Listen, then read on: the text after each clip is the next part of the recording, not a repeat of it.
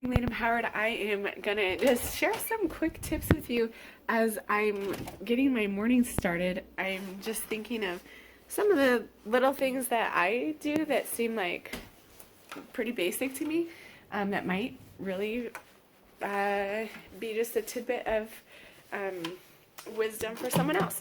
So, um, this morning I'm doing like a lot of different things. We have the dehydrators going. We're doing apple chips. I've always gotten my dehydrators used. I think this first one I got for Christmas. And since then, I can usually find them for like $10. Totally worth it. It's a great way to preserve food. So, to make food go further and cheaper, what I do is grab when I can find a good deal on boxes. Like I just got these for like $16. Okay, $15.60. It's not telling me the pounds. I want to say this is at least 40 pounds. It was, what was it? 39 cents a pound. So yeah, I'm not good at math in my head. Okay, but this is a lot of apples. So what I do is dehydrate them. Our downstairs is cold enough that I can leave them down here, and they've been down here for over a week, and they're doing just fine. So I'm dehydrating them to make them go further. This is what they turn out to be. And then that also helps us keep them for our own consumption for a little bit longer. And then I'm just kind of switching subjects here, but on the same topic. I grab these jars for when I find them for less than $3 or less. And sometimes I'll put a cork in them instead of putting their spout back in them, because there's a lot of foods that, like, if that were to fall out or something were to happen, it's not going to spill all over the floor. But then the smaller stuff like these seeds, it might.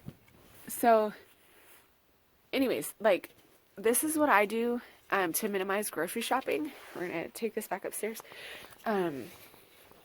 One, because I'm going to make my own sun butter, which makes this a much more inexpensive sun butter than trying to buy it. Two, it's zero waste. So okay, so I'm just going to pour some of these in here. Again, I'm not measuring. I have found over time, like, too much makes it's too hard on the machine, or makes it thicker, takes longer, I don't know. Sometimes it's faster just to do a couple different rounds than it is to try to do one big batch. So I'm going to blend this up real quick. Okay, so I think another thing I was trying to say is buying it in bulk can be cheaper. And then I just have it when I need it. I can make it fresh. I have these cutie little jars I fill up if I'm going to dirty the machine anyways. I usually fill up these 3 jars.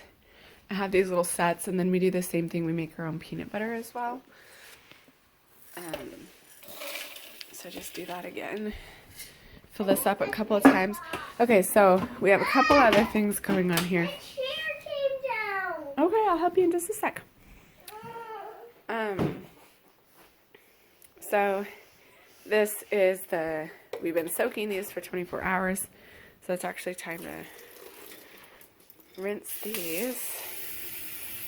We're just starting experimenting with sprouts. We had a successful batch, and then I just put them upside down. I was going to get a little mat to go underneath of there. Those are lentils. These are mung beans. This is just another little trick to making what you have go a little bit further. Being able to sprout stuff. These are black beans.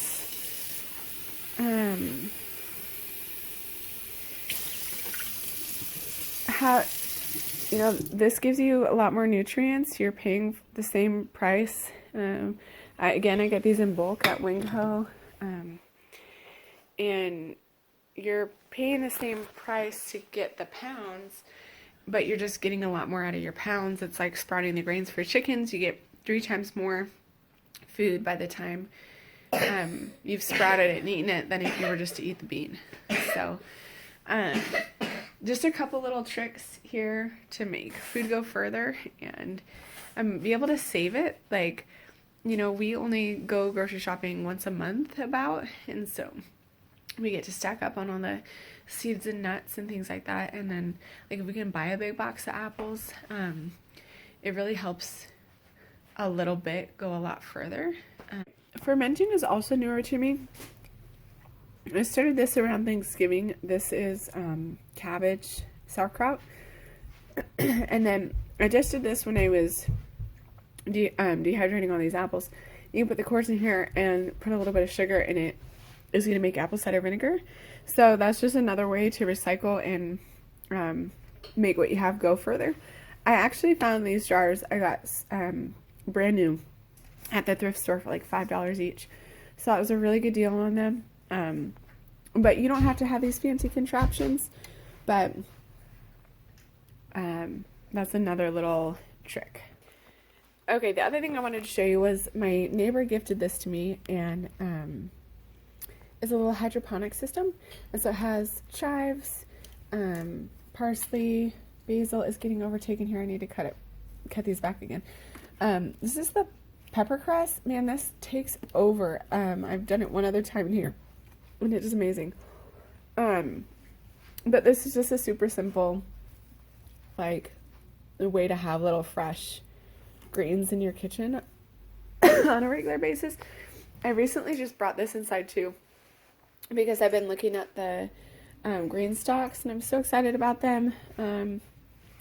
But they're kind of expensive, and I thought, well, I have this outside and it's very similar. So I don't think the soil in here is great, and I haven't had a lot of germination with some of the seeds that I put in here, but these green onions are doing great. We cut them down last week, like all the way down, and this is how big they are already.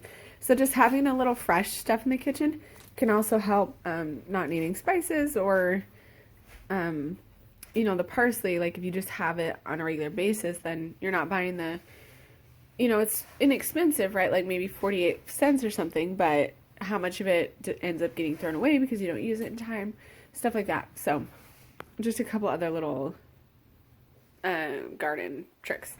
I threw a lot of stuff at you guys, and I want you to be encouraged that every one of these things is a little thing that I started one thing at a time.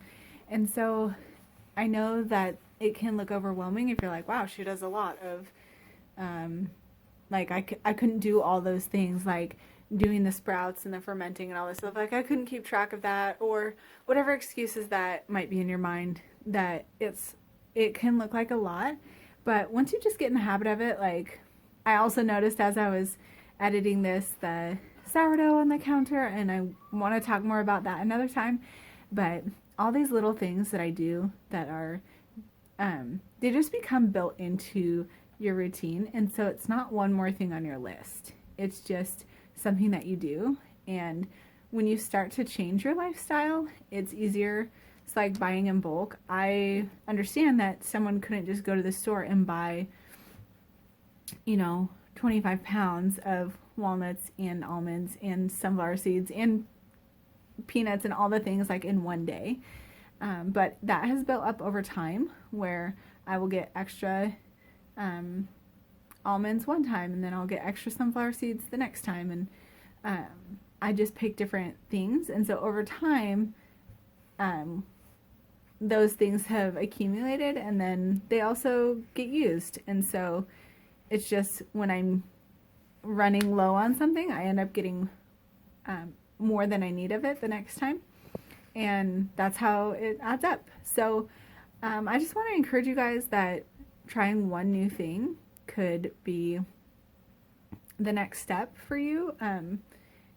It's not, you don't need to go do all these things tomorrow, and I do see where that could feel defeating or discouraging. But if you know what you're looking out for, like, hey, you want to try dehydrating, you want to try the hydroponics, like, you can just begin to keep an eye out for those things. So when you're yard sailing or thrifting or something, and you know what you're looking at, then you can grab something for a good deal. And I think that's how it all happens anyways, is, you know, I have multiple things on my next step list, and I know if I found, you know, recently I just got the sprouting lids, but I'm looking for more fermenting stuff or more canning stuff.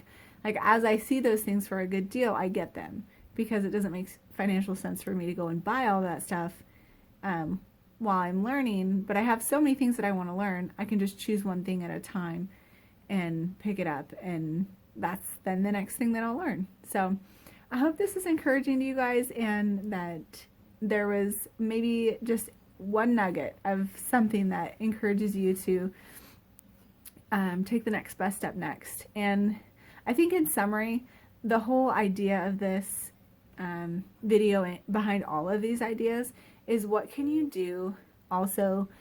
Like, I think that zero waste and sustainability are married. You can't separate them. So everything that I do that is sustainable is also helping a zero waste aspect. So when I buy in bulk, I'm putting it in a mesh bag, and then buying that product becomes zero waste for me. I understand that there's still wasteful parts of getting it to where I bought it, but I'm also not taking it home in a container that is going to be disposable. So using those mesh bags and then turning that into something that goes even further, like sprouting it, or like the greens, growing the greens in the hydroponic system, stuff like that, where I'm not buying the ties every time, I'm not buying it in a baggie or a container. So just thinking about what step you can take will impact also the zero waste side of that too. So anyways, I hope this encourages you, and that maybe it's giving you a little direction or inspiration to start something new. So live empowered, and we'll talk to you next time.